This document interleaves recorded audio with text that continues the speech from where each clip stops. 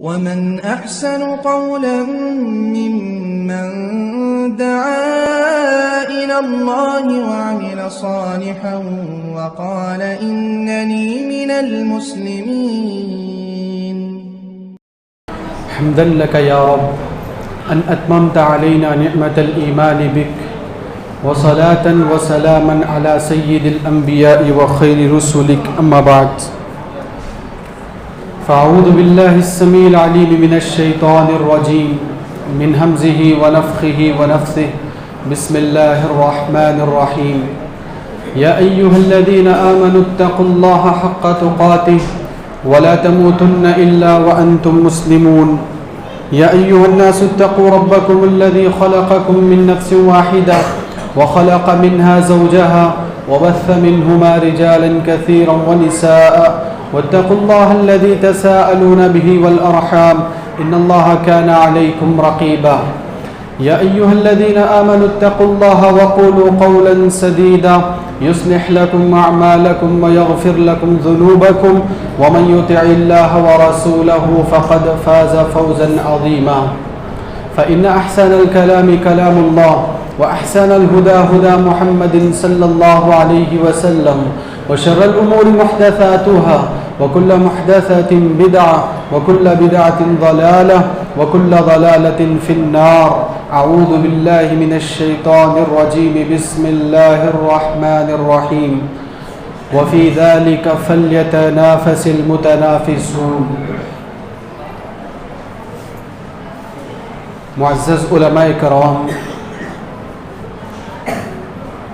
دور اور قریب سے آئے ہوئے مہمان حضرات، جن میں سر فہرست جماعت اور جمعیتوں کے ذمہ داران اور محترم سامعین،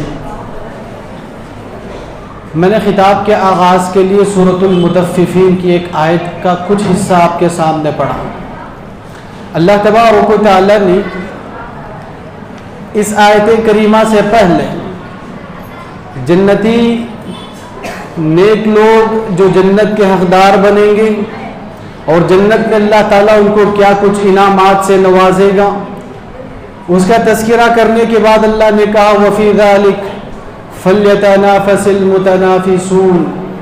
جنت کے حصول کے لیے، جنت کمانے کے لیے اور جنت حاصل کرنے کے لیے انسان کو جس قدر آگے بڑھنے کی ضرورت ہو بڑھنا چاہیے. جو پہلے آگے بڑھ کر لپکے گا، آگے بڑھ کر اس کو حاصل کرے گا، وہ بڑا خوش نصیب انسان ہے. محترم حضرات، گفتگو کے لیے جو موضوع مجھے دیا گیا وہ موضوع ہے استقبال رمضان. آسان اور سہل انداز میں اگر میں آپ کے سامنے بات رکھوں، اگر میرے اور آپ کے گھر کوئی مہمان آ رہا ہو جس مہمان کا کہ ہم سے دلی تعلق ہو، خونی رشتہ ہو، جذباتی تعلق ہو، تو اس مہمان کے آنے کی خبر سن کر اس کے لیے جو کچھ ہم انتظام کرتے ہیں، جو کچھ تیاری کرتے ہیں، اسی کو استقبال کہا جاتا ہے. کہ اس مہمان کو ویلکم کرنے کے لیے، اس کو قبول کرنے کے لیے اور اس کو اپناتے ہوئے جو کچھ ہم انتظامات کرتے ہیں اسی کو استقبال کہا جاتا ہے. لیکن جس تعلق سے اور جس موضوع پر استقبال کی بات ہونے جا رہی ہے اس سے تو ہمارا تعلق ایمانی تعلق ہے، اس سے تو ہمارا رشتہ ایمانی رشتہ ہے، اس سے تو ہمارا تعلق دینی تعلق ہے، جس کو میں اور آپ ماہ رمضان کے نام سے جانتے ہیں. محترم حضرات، صرف ایک ماہ سے زائد کچھ ایام باقی رہ گئے. میں اور آپ انشاءاللہ تعالی ماہ رمضان کے بہت قریب ہوتے جا رہے ہیں. تو ضرورت اس بات کی ہے کہ اس ماہ رمضان کو ہم کیسے اپنائیں، کیسے قبول کریں، اس ماہ رمضان کا ہم کیسے استقبال کریں، یا اس ماہ رمضان کو کیسے ہم ہاتھوں ہاتھ لیں. کتاب و سنت میں اس کو لے کر کیا کچھ ہدایات بتائی گئی یہ جاننے کی ضرورت ہے. حقیقت اگر میں آپ کے سامنے رکھوں، جس موضوع کو لے کر آج میں آپ کے سامنے کھڑا ہوں، اس موضوع کی اگر بات کرنی ہو صحابہ کرام رضوان اللہ علیہم اجمعین میں یا اسلاف امت میں، یہ وہ موضوع رہا ہے جس کو رمضان سے 6 مہینے پہلے سے جس کا تذکرہ چھیڑا جاتا. رمضان سے 6 ماہ قبل سے جس کا تذکرہ چھیڑا جاتا، جس کو یاد کیا جاتا اور جس کے حق میں اللہ تعالیٰ سے دعائیں کی جاتی، اللہم بلغنا رمضان، اللہم بلغنا رمضان، کہ اے اللہ ہمیں رمضان کی مبارک ساعتیں نصیب کرنا۔ ویسے تو ہم بہت تاخیر سے اس موضوع کو چھیڑے ہیں، بہت دیر سے ہم نے اس موضوع پہ گفتگو کرنے کو شروع کیا ہے، آغاز کیا، یہ سوچا ہے کہ رمضان کا استقبال ہمیں کیسے کرنا چاہیے۔ محترم حضرات، استقبال کی بات سے پہلے ماہ رمضان کی کچھ اہمیت اور ماہ رمضان کو لے کر شریعت میں جو فضیلت اور خصوصیت ہے، اس کو اگر ہم سمجھیں تو خود بخود ہمارے دلوں میں ماہ رمضان کو لے کر ایک شوق پیدا ہوگا۔ ماہ رمضان کی جو اہمیت ہے کتاب و سنت میں بتائی گئی، اس اہمیت کو اگر میں اور آپ سمجھیں گے انشاءاللہ تعالی خود بخود اس ماہ رمضان کو پانے، حاصل کرنے یا رمضان کو لے کر اللہ سے دعائیں کرنے کا شوق اور جذبہ میرے اور آپ کے دلوں میں پیدا ہوگا۔ اس کے لیے 2 احادیث میں آپ کے سامنے رکھتا ہوں۔ سب سے پہلی حدیث، پیارے نبی صلی اللہ علیہ وسلم کے پاس 2 لوگوں کا تذکرہ کیا گیا، یا 2 لوگ پیارے نبی صلی اللہ علیہ وسلم کے پاس اسلام قبول کر کے آئے۔ دونوں لوگ ایک ہی وقت میں اسلام قبول کیے ہیں، ایک ہی وقت دونوں مسلمان ہوئے ہیں۔ مسئلہ یہ ہے اسلام پر زندگی دونوں کی برابر گزری ہے۔ اس میں سے ایک شخص جو جنگ میں شہید ہو گیا، جنگ میں اس کی وفات ہو گئی، وہ انتقال کر گیا۔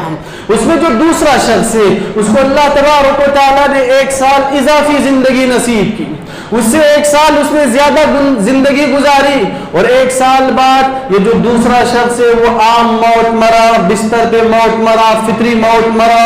اب مسئلہ تعجب کا یہ ہے، صحابی رسول طلحہ بن عبید اللہ رضی اللہ عنہ کہتے ہیں میں نے خواب میں دیکھا جنت کے دروازے کے پاس میں کھڑا ہوا ہوں، ایک ایک کو جنت میں بھیجا جا رہا ہے، جو جو جنت کے مستحق ہیں۔ میں یہ دیکھ رہا ہوں کہ یہ 2 لوگ جس میں ایک شہید ہوا تھا، دوسرا فطری موت مرا تھا، عام موت مرا تھا۔ مجھے تعجب اس بات پہ ہوا، سب سے پہلے فطری موت مرنے والے کو جنت میں داخلہ نصیب کیا گیا، اور اس کے پیچھے اور اس کے بعد اللہ کی راہ میں شہید ہونے والے کو جنت میں داخلہ نصیب ہوا۔ جب باری میری آئی، میں آگے بڑھا جنت میں داخل ہونے کے لیے، فرشتے نے کہا رک جاؤ تمہاری باری ابھی تک نہیں آئی ہے، کیونکہ وہ ابھی زندہ تھے، ان کا انتقال نہیں ہوا تھا۔ اب مسئلہ تعجب کا یہ ہے، جب طلحہ بن عبید اللہ رضی اللہ عنہ صبح سویرے صحابہ میں یہ واقعہ بیان کرنے لگے، ایسا انسان جو اللہ کی راہ میں شہید ہوا ہے، اللہ کے لیے جان کی قربانی جس نے دی، اس کو جنت میں بعد میں بھیجا جا رہا ہے، فطری موت مرنے والے کو جنت میں پہلے بھیجا جا رہا ہے۔ شہادت کا اتنا عظیم رتبہ، اتنا عظیم مرتبہ، لیکن یہاں کیا ہو رہا ہے؟ صحابہ میں گفتگو ہونے لگی، صحابہ میں چینی گوئیاں ہونے لگی۔ اتنے میں پیارے نبی صلی اللہ علیہ وسلم نے یہ صورتحال دیکھی، آخر کیا وجہ ہے، کس بات پہ تمہیں پریشانی ہوئی یا کس بات پہ تم تعجب کا اظہار کر رہے ہو؟ تو صحابہ کرام رضوان اللہ علیہم اجمعین نے طلحہ بن عبید اللہ رضی اللہ عنہ کا خواب سنایا، کہا ایسا ہوا ہے، جو لوگ آپ کے پاس اسلام قبول کر کے آئے تھے اس میں سے ایک شہید ہوا تھا، دوسرا عام موت مرا تھا 1 سال کے بعد، لیکن مسئلہ یہ ہے کہ خواب میں طلحہ نے دیکھا جنت میں اس کو پہلے داخل کیا گیا۔ تو پیارے نبی صلی اللہ علیہ وسلم نے ان لوگوں کو سمجھاتے ہوئے ایک بات کہی، کہا کیا اس شخص نے جو 1 سال بعد مرا تھا، گرچہ کہ پہلے مرنے والا اللہ کی راہ میں شہید ہوا تھا لیکن بعد میں مرنے والا، پیارے نبی نے کہا اس نے 1 سال تک اضافی نمازیں پڑھی تھی، اس کو 1 سال اضافی نمازیں نصیب ہوئی تھی، اور ساتھ ہی ساتھ آپ نے کہا اس کو 1 رمضان ایکسٹرا ملا تھا، اس کو 1 رمضان زیادہ ملا تھا پہلے مرنے والے کے مقابلے میں۔ تو رمضان کی جو نیکیاں ہیں، رمضان کی جو عبادتیں ہیں، اس شخص کو جہاد کر کے اللہ کی راہ میں شہید ہونے والے سے زیادہ آگے بڑھا گئی ہیں۔ رمضان کی عبادتیں، رمضان کی نیکیاں اور رمضان کی بھلائیاں انسان کو اللہ کے پاس وہ رتبہ اور وہ مقام دلاتی ہیں جو اللہ کی راہ میں میدان جنگ میں جان کی بازی لگا کے جان کی قربانی دینے والا بھی وہ رتبہ نہیں پا سکتا ہے۔ ایک چیز، دوسری حدیث پیارے نبی صلی اللہ علیہ وسلم نے ماہ رمضان کا تذکرہ کرتے ہوئے کہا، ماہ رمضان وہ مہینہ ہے فیہ تفتح ابواب الجنہ، یہ وہ مہینہ ہے جس میں جنت کے دروازے کھول دیے جاتے ہیں، وفیہ تغلق ابواب الجحیم، یہ وہ مہینہ ہے جس میں نار جہنم کے دروازے بند کر دیے جاتے ہیں۔ یہی وجہ ہے کہ جس مہینے میں پوری طرح جنت کے دروازے کھلے رکھے ہوں، یہ اللہ کی طرف سے عام اعلان ہے، یہ اللہ کی طرف سے عام موقع ہے کہ اب نار جہنم کے دروازے بند کر دیے گئے، اب صرف جنت کے دروازے کھلے رکھے گئے ہیں۔ جو کوئی جنت کو حاصل کرنا چاہے، جنت میں جانا چاہے، جنت کمانا چاہے، اس کے لیے اس سے بہترین موقع کوئی اور ہو نہیں سکتا۔ اسی لیے پیارے نبی نے ایک اور حدیث میں کہا، جب بھی ماہ رمضان کا آغاز ہوتا ہے، فرشتہ آواز لگاتا ہے، یا باغی الخیر اقبل، یا باغی الخیر اقبل، اے خیر چاہنے والے، خیر تلاش کرنے والے، خیر ڈھونڈنے والے، آگے بڑھ، اس سے بہترین موقع کوئی اور نہ ہوگا۔ آگے آ، خیر کی تلاش میں تو نکلا ہے، خیر کمانے کے لیے اس سے بہترین مناسبت کوئی اور نہ ہوگی، کیونکہ اب صرف جنت ہی کے دروازے کھلے ہیں، جہنم بند کر دی گئی ہے۔ وَيَا بَاغِيَ الشَّرِّ أَقْصِرْ، ایک اور فرشتہ آواز لگاتا ہے، اے شر کے متلاشی، اے شر چاہنے والے، اے شر ڈھونڈنے والے، رک جا، سہم جا، ابھی تو باز آ جا، اللہ تعالیٰ نے ایک اور موقع نصیب کیا ہے، ابھی سدھر جاؤ گے، سنور جاؤ گے، تمہارے لیے بدلنے اور تبدیل ہونے کا بڑا بہترین موقع ہے۔ اور اس کے ساتھ ساتھ پیارے نبی صلی اللہ علیہ وسلم نے کہا، ماہ رمضان کی آمد سے آسمان پہ جو انتظامات ہوتے ہیں کہ جنت کے دروازے کھول دیے جائے۔ ایک اور حدیث میں پیارے نبی نے کہا، تفتح فیہ ابواب السماء، یہ وہ مہینہ ہے جس میں آسمان کے دروازے کھول دیے جاتے ہیں۔ ایک اور حدیث میں پیارے نبی نے کہا، تفتح فیہ ابواب الرحمہ، یہ وہ موقع ہے، یہ وہ مہینہ ہے جس میں رحمت کے دروازے کھول دیے جاتے ہیں۔ تو آسمان پہ یہ انتظام، آسمان کے دروازے کھلے ہو، رحمت کے دروازے کھلے ہو، جنت کے دروازے کھلے ہو، اور نار جہنم بند کر دی گئی ہو، اور زمین پہ اللہ کی طرف سے یہ انتظام ہے ماہ رمضان کی آمد پر کہ آپ نے کہا، وَصُفِّدَتِ الشَّيَاطِينَ، پورے سرکش شیاطین جکڑ دیے جاتے ہیں، پورے سرکش شیاطین قید کر دیے جاتے۔ جو شیطان، جو سرکش شیاطین سال کے 11 مہینے یہ کوشش میں لگے رہتے ہیں کہ ان الشیطان یجری من الانسان مجرى الدم، کہ رگوں میں خون دوڑنے کی معنی شیطان دوڑ رہا ہے، گمراہ کر رہا ہے، بہکا رہا ہے۔ شیطانوں کے بڑے بڑے سرغنہ قید کر دیے جاتے ہیں۔ جہنم میں جو لوگ گناہ کر کے اپنے آپ کو شیطان کے چیلے بنا رہے ہو، شیطان کے حربے کے شکار کر رہے ہو، ایسے لوگوں کے لیے یہی موقع ہوتا ہے کہ اب اللہ کے حضور توبہ کرے اور اپنے آپ کو شیطان کے وفاداری سے نکال کر اللہ تعالیٰ کے وفادار بنائے۔ محترم حضرات، ان دو احادیث کو رکھ کے آپ سوچیں، یہ میرے اور آپ کے لیے اس سے بہترین موقع کیا ہوگا کہ جس مہینے کو اللہ تعالیٰ پورا مہینہ جنت کے دروازے کھلے رکھ دے، پورا مہینہ اللہ نار جہنم کے دروازے بند کر دے، اور فرشتہ ہر صبح یہ آواز لگائے، آگے بڑھو جنت کے حصول کے لیے، آگے بڑھو خیر چاہنے کے لیے، آگے بڑھو بھلائی کمانے کے لیے، آگے بڑھو، جنت کا راستہ بھی آسان ہو چکا ہے۔ اب میرا اور آپ کا شوق اس مہینے کو پانے کو لے کر، اس مہینے کی عبادتوں کو لے کر کیسا ہونا چاہیے؟ تو لہٰذا ماہ رمضان کی انہی خصوصیات کی بنیاد پر چند ایک چیزیں اس کے استقبال کے طور پہ میں آپ کے سامنے رکھتا ہوں۔ ماہ رمضان کے استقبال کے طور پر سب سے پہلی بات جو مجھے اور آپ کو ذہن میں رکھنی ہے وہ یہ ہے، ماہ رمضان کا استقبال ہم کرتے ہیں تو اس سے پہلے اللہ تبارک و تعالیٰ سے دعا کریں، کیونکہ ماہ رمضان ابھی ایک مہینے سے کچھ زیادہ ایام باقی رہ گئے ہیں، ایک مہینے سے کچھ زیادہ دن باقی رہ گئے۔ اللہ تعالیٰ کا فیصلہ کبھی بھی آ سکتا ہے، اللہ رب العزت کا فیصلہ کبھی بھی آ سکتا ہے۔ گزشتہ رمضان جو لوگ ہمارے سامنے موجود رہے ہوں، ہمارے ساتھ رہے ہوں، اس رمضان کے آتے آتے نہ جانے کتنے لوگ ہم سے رخصت ہو گئے ہوں، کیسے کیسے رخصت ہو گئے ہوں، کیسے کیسے اللہ نے ان کے ساتھ مقدر کا فیصلہ کر دیا ہو۔ ابھی ایک مہینے سے کچھ زیادہ ایام باقی ہیں، ابھی ایک مہینے سے کچھ زیادہ دن باقی ہیں۔ اس مہینے کے استقبال کا یہ تقاضا ہے، روزانہ رو گڑ گڑا کر اللہ سے دعا مانگو کہ اللہ تعالیٰ صحت و سلامتی کے ساتھ، امن و سلامتی کے ساتھ اللہ اس مہینے کی مبارک ساتھ مجھے اور آپ کو نصیب کریں، کیونکہ جو جذبہ، جو شوق اور جو تڑپ میرے اور آپ کے دلوں میں ہوگا उसी हिसाब से हमारी दुआएं निकलेंगी और अल्लाह तबारक व तआला यकीनन हमारी दुआओं के नतीजे में माह रमज़ान दोबारा हमें नसीब करेगा। दुआ है अल्लाह ताला से कि अल्लाह तबारक व तआला मुझ कहने वाले को, आप सभी सुनने वालों को अल्लाह ताला बार बार ये माह रमज़ान की साथें अपनी ज़िंदगियों में नसीब करें। मुहतरम हज़रात, दूसरी बात और अहम बात माह रमज़ान के इस्तेक़बाल को लेकर वो ये, माह रमज़ान का इस्तेक़बाल में और आप सच्ची नीयत के साथ करें, इखलास के साथ करें। क्यों? रमज़ान ये ऐसा महीना है जिसमें बड़े से बड़े गुनहगार गुनाहों से तौबा करते हैं, बड़े से बड़े खताकार अपने खताओं से बाज आते हैं, बड़े से बड़े आसी अल्लाह के नाफरमान अपनी नाफरमानियों को पसे पूछ डाल देते, अल्लाह की फर्माबरदारी की तरफ लपकते हैं। लेकिन ज़रूरत इस बात की है कि रमज़ान में जो अपने आप को बनाएंगे, चाहे मैं हो चाहे आप सब हो, हम में से कोई भी हो, रमज़ान में अपने आप को जैसे बनाएंगे ये सिर्फ अल्लाह की रज़ामंदी और खुशनुदी के लिए हो, ये सिर्फ अल्लाह को राज़ी करने, अल्लाह को खुश करने के लिए हो। इसका सबूत क्या है? माह रमज़ान के गुजरने के बाद भी हम वैसे ही रहते हैं, वैसे ही ज़िंदगी गुजारते हैं जैसे रमज़ान में गुजारा करते थे।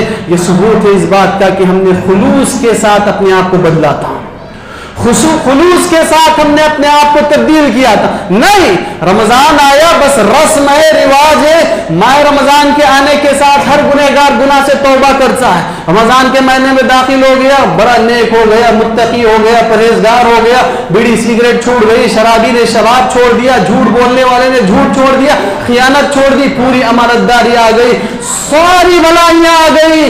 रमजान खत्म हुआ, शव्वाल का चांद देखने के साथ जुबान पे गाली भी आ गई, तबीयतों में, अखलाक में वो खियानत भी आ गया, वही पुरानी गंदी आदतें आ गई, बीड़ी सिगरेट गुटखा शराब की सारी बुराइयां आ गई। मतलब ये कि रमजान में जो हमने बनाया था उसके अंदर हमारा खुलूस ना था, वो अल्लाह को राजी करने के लिए ना था, वो सिर्फ मतलब की बनावट थी कि अगर ऐसा न बनाते तो रोजे कबूल ना होते। क्योंकि प्यारे नबी ने रोजों के हक में कहा, झूठ बोलना नहीं छोड़ोगे अल्लाह को तुम्हारे रोजे की कोई मतलब नहीं, खियानत नहीं छोड़ोगे अल्लाह को तुम्हारे रोजे की कोई मतलब नहीं। तो महज रोजे कबूल करवाने के लिए हमने महीने के लिए अपने आप को बनवाया था, महीना खत्म हुआ फिर वही पुरानी खराबियों पे हम आ गए। तो सबसे पहली चीज इस महीने के इस्तेक़बाल के लिए यह है कि माह रमजान आता है, खुलूस से नीयत के साथ इसका इस्तेक़बाल हो, और माह रमजान में जैसे कुछ हम बनते हैं, बदलते हैं, संवरते हैं, वो सिर्फ और सिर्फ अल्लाह को राजी करने के लिए हो। इसका सबूत ये कि रमजान गुजर जाता है तब भी हमारे अंदर वो भलाइयाँ बाकी रहें, वो गुनाहों से वैसे ही दूरी इख्तियार करें। दूसरी चीज़ माह रमजान के इस्तेक़बाल को लेकर वो ये, अल्लाह तबारक व तआला से सच्ची तौबा करें। साल के 11 महीने कितने गुनाह मैंने आपने किए होंगे, साल के गुनाह 11 महीने कितनी मासियतें मैंने आपने की होंगी, साल के 11 महीने अल्लाह को कितना नाराज हमने किया होगा, अल्लाह की कितनी नाफरमानियां की होगी। अब रमजान की पहली ही रात से हम तरावी के पाबंद बनाएंगे अपने आप को, रमजान ही की पहली सुबह से हम कुरान की तिलावत का आगाज करेंगे। जरूरत इस बात की है हम तरावी पढ़े, रोजे रखे, तिलावत करें, सदका व खैरात करें, अल्लाह का जिक्र करें, या कुरान की तिलावत हो, कोई भी नेकी हो, वो नेकी अल्लाह के पास कबूल उसी वक्त होगी जब गुनाहों से तौबा होगी, वरना गुनाह के साथ कोई नेकी अल्लाह के पास काबिल कबूल नहीं हुआ करती। गुनाह के साथ अल्लाह के पास कोई नेकी अजर सवाब नहीं दिलाती।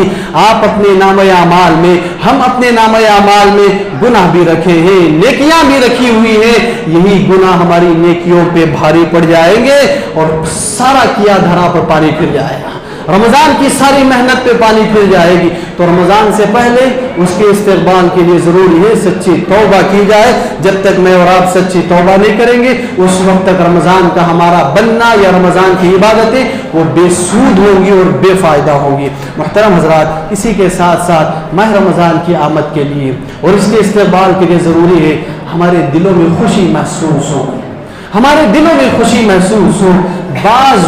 बाज लोग जिनका ईमान कमजोर है, जो ईमान के मामले में बहुत वीक है, माह रमजान आता है تو لوگوں کو روزے رکھنے کی بڑی پریشانی ہوتی ہے. رمضان کی آمد کے ساتھ ان کی طبیعتیں بدل جاتی ہیں, پوری بیزارگی کے ساتھ روزے رکھنے کا اظہار کرتے ہیں. ابھی رکھنا ہے, بھوکے رہنا ہے, یہ تکلیف ہے, وہ تکلیف ہے, یہ آزمائش ہے, یہ پریشانی. نہیں, رمضان یہ اللہ کی نعمت ہے, رمضان یہ اللہ کا خصوصی انعام ہے.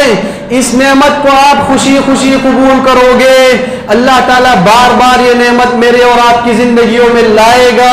ورنہ کیا پتا نعمت کی ناقدری نعمت کے چھن جانے کا سبب بنتی ہے, تو اللہ تعالیٰ یہی رمضان زندگیوں کا آخری رمضان کر دے, یا اس رمضان سے پہلے ہی زندگی کا فیصلہ ہو جائے, موت کا فیصلہ ہو جائے. پیارے نبی صلی اللہ علیہ وسلم کا یہ طریقہ تھا. رمضان کا مہینہ آتا, پیارے نبی صحابہ کو خوشخبری کے طور پہ سنایا کرتے, اتاکم شہر رمضان شہر مبارک. پیارے نبی صحابہ کو مبارکبادی دیتے, شہر رمضان آیا ہے, ماہ رمضان آیا ہے, بابرکت مہینہ آیا ہے, بھلائیوں کا مہینہ آیا ہے, ماہ رمضان مبارک ہو. آپ پیارے نبی صلی اللہ علیہ وسلم رمضان کی خصوصیات اور فضیلتیں بتا کے صحابہ کو خوشخبری دیا کرتے. محترم حضرات, ماہ رمضان کے استقبال کا ایک اور طریقہ یہ ہوتا ہے کہ رمضان کی جو احکام ہے, رمضان کی جو تعلیمات ہیں, وہ سیکھیں, جانیں, معلوم کریں. ورنہ ہر سال رمضان آ رہے گا, ہر سال رمضان جائے گا. افسوس اس بات کا ہے, رمضان جب بھی آئے وہی کوشچنز ہمارے دماغوں میں پلٹ پلٹ کے آتے ہیں. روزے سے متعلق سوالات, تراویح سے متعلق سوالات, رمضان کو لے کر صدقہ و خیرات سے متعلق سوالات, رمضان اور زکوٰۃ کو جوڑ کے سوالات. ہر سال رمضان آ رہا ہے, نہ جانے زندگیوں میں کتنی بار رمضان آیا ہے. کسی کو 50 بار, 60 بار, کم نوجوانوں کو 18 بار, 20 بار, 25, 30 بار, اتنی مرتبہ رمضان کا مہینہ آیا ہے. لیکن ایک بار بھی ہم نے یہ کوشش نہ کی کہ رمضان کی جو تعلیمات ہیں, رمضان کے جو احکامات ہیں, وہ سیکھ لیے جائیں, معلوم کر لیے جائیں. ہر بار رمضان آئے گا, ہر بار وہی اشکالات آئیں گے, ہر بار رمضان آتا ہے, ہر بار وہی ڈاؤٹس ہم رکھتے ہیں. روزہ رکھ لیے, کوئی نہ جانے میں کچھ چیز ہو گئی حالت روزہ میں, تو ہم پھر پریشان ہو جاتے ہیں کہ روزہ چلے گا نہیں چلے گا, روزہ ہوگا کہ نہیں ہوگا, روزہ میرا ہے کہ ٹوٹ گیا. کیوں کر روزہ فرض عبادت ہے, اسلام کا بنیادی رکن ہے, جس کو مانے بغیر نہ میں مسلمان, نہ آپ مسلمان, نہ ہم میں سے کوئی مسلمان. اسلام کا یہ بنیادی رکن ہے, تو اس کے بارے میں بنیادی معلومات ہمیں معلوم کرنا ہوتا ہے. یہ ضروری ہے بحیثیت مسلمان. یہ فرض اور واجب ہے کہ اسلام کے جو 5 بنیادی ارکان ہیں اس کے بارے میں ہم سب کو معلومات ہوں. رمضان آ رہا ہے, رمضان جا رہا ہے, پھر دوبارہ وہی رمضان کے سوالات, وہی رمضان کے اشکالات. نہ روزے کے بارے میں ہمیں تفصیلات معلوم, نہ تراویح کے بارے میں معلوم, نہ کسی اور عبادت کو لے کر ہمیں تفصیلات معلوم ہے. یہ افسوس کی بات ہے. رمضان کے استقبال کا یہ تقاضا ہے. ماہ رمضان میں جو کچھ عبادتیں ہوتی ہیں, رمضان میں داخل ہونے سے پہلے سیکھ لیں, معلوم کر لیں, پڑھیں, سنیں, جانیں. انشاءاللہ تعالی پوری بصیرت کے ساتھ اللہ تبارک و تعالیٰ کی میں اور آپ عبادت کر سکتے ہیں. عبادت کے 2 طریقے ہوتے ہیں. ایک طریقہ یہ سنی سنائی عبادت, میں نے کہا ایسے کرنا ہے, آپ لوگوں نے کر لیا. دوسرا طریقہ یہ ہوتا ہے معلوم کریں, حقیقت جانیں, پڑھیں, سنیں, دیکھیں, پوری بصیرت کے ساتھ عبادت کریں گے. اس عبادت کا مزہ ہی کچھ اور ہے. سنی سنائی عبادت میں وہ مزہ نہیں آئے گا جو آپ پڑھ کر عبادت کرو گے, پورا جان کر عمل کرو گے, تو اس میں جو مزہ ہے وہ سنی سنائی چیزوں میں وہ مزہ نہیں آنے والا. تو محترم حضرات, اس کے لیے ضروری ہے کہ ہم رمضان سے متعلق جو کچھ اعمال ہیں اس کے بارے میں سیکھیں اور جانیں. ایک اور چیز رمضان کے استقبال کے لیے یہ ہے کہ رمضان میں جو کچھ عبادتیں ہوتی ہیں, چاہے وہ روزے کو لے کر ہو, چاہے وہ تراویح و تہجد کو لے کر ہو, چاہے وہ صدقہ و خیرات کو لے کر ہو, چاہے وہ قرآن مجید کی تلاوت کو لے کر ہو, ابھی سے اس کی عادت ڈالیں, ابھی سے تھوڑا تھوڑا کر کے اس کی عادت ڈالیں. پیارے نبی صلی اللہ علیہ وسلم کے سلسلے میں آتا ہے, پیارے نبی نے ماہ رمضان کے بعد شعبان سے زیادہ روزے پیارے نبی نے کسی مہینے میں نہیں رکھے. ماہ شعبان میں آپ نے زیادہ سے زیادہ روزوں کا اہتمام کیا. کیوں؟ نفس کو عادی بنانا ہے. ماہ رمضان ہمیں روزوں کے لیے، کہیں ماہ رمضان کے فرض روزے ہمیں مشکل نہ لگے، ماہ رمضان کا 1-2 روزہ رکھ کر بیماری کے بہانے سے فرض روزے ہم چھوڑ نہ دیں، نفس کو عادی بنائے روزوں کی، نفس کو عادی بنائے تہجد کی، روزینہ 2-2 رکعت کر کے اسے ہی تہجد اور تراویح کی عادت ڈالا کرے، نفس کو عادی بنائے قرآن کی تلاوت کی، روزانہ 1-1 صفحہ کر کے اسے ہی ابھی سے قرآن پڑھنا شروع کرے، قرآن کا آغاز کریں، انشاءاللہ تعالی رمضان میں پوری دل جمعی کے ساتھ قرآن پڑھ سکتے ہو۔ پیارے نبی صلی اللہ علیہ وسلم رمضان میں بڑی تیز آپ صدقہ و خیرات کیا کرتے، عادت ڈالے ابھی سے صدقہ و خیرات میں تیزی لانے کی، تاکہ ماہ رمضان کا یہ مبارک موقع ایک بار چلا جائے تو پھر دوبارہ اپنی زندگیوں میں آئے گا کہ نہیں، کس کا کیا بھروسہ ہے، کس کی کیا ضمانت ہے اور کس کی زندگیوں کی کیا گارنٹی ہے۔ تو لہٰذا بتانا مقصود یہ ہے، ماہ رمضان یہ اللہ رب العزت کا عظیم تحفہ ہے، ماہ رمضان یہ اللہ تبارک و تعالیٰ کا عظیم انعام ہے، اس کی قدر کرنا اور اس نعمت کا حق ادا کرنا یہ میرے اور آپ کے لیے ضروری ہے۔ اگر رمضان کا مہینہ آیا، اللہ نے زمانے میں یہ رفتار رکھی ہے، اللہ نے زمانے میں یہ تیزی رکھی ہے، اور وہ بھی خصوصاً قرب قیامت کا یہ زمانہ ہے، مہینے ہفتوں کے حساب سے گزر رہے، ہفتے دنوں کے حساب سے گزر رہے۔